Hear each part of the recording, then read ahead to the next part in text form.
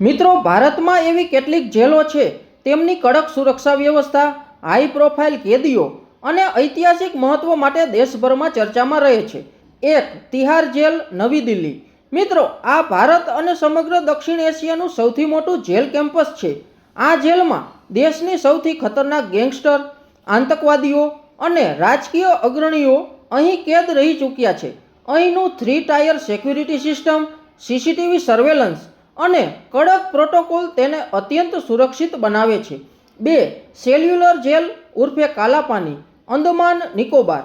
મિત્રો, અંગ્રેજોના શાસનકાળ દરમિયાન બ્રિટિશ સરકારે ભારતીય સ્વતંત્રતા સેનાનીઓને રાખવા માટે આ જેલ બનાવી હતી. અહીં કેદીઓને એકબીજા સાથે વાત કરવા દેવામાં આવતી નહોતી અને અત્યંત યાતનાઓ આપવામાં આવતી હતી. વીર સાવરકર જેવા અનેક મહાન ક્રાંતિકારીઓ અહીં કેદ હતા. હાલમાં તે એક રાષ્ટ્રીય સ્મારક છે. 3. Arthur road jail, Mumbai. મિત્રો, આ જેલ મુંબઈની સૌથી જૂની અને સૌથી મોટી સેન્ટ્રલ જેલ છે. અહીં 26/11 મુંબઈ હુમલાના આતંકવાદી અજમલ કસાબને અહીં ખાસ બુલેટપ્રૂફ અને અંડરગ્રાઉન્ડ સેલમાં રાખવામાં આવ્યો હતો.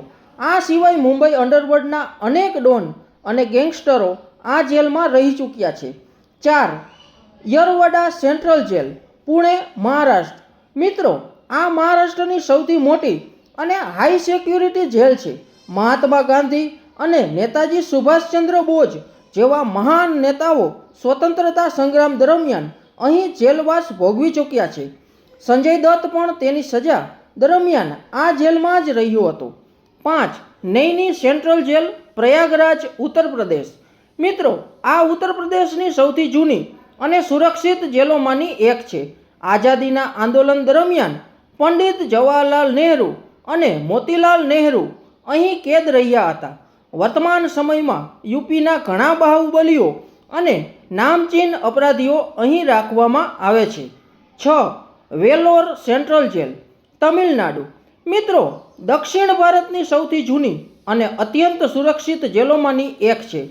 પૂર્વ વડાપ્રધાન રાજીવ ગાંધીની હત્યા કેસનો દોષિત લાંબા સમય સુધી આ જેલમાં રહ્યા હતા. આ ઉપરાંત બ્રિટિશ કાળ દરમિયાન પણ ઘણા સ્વતંત્રતા સેનાનીઓ અહીં કેદ હતા.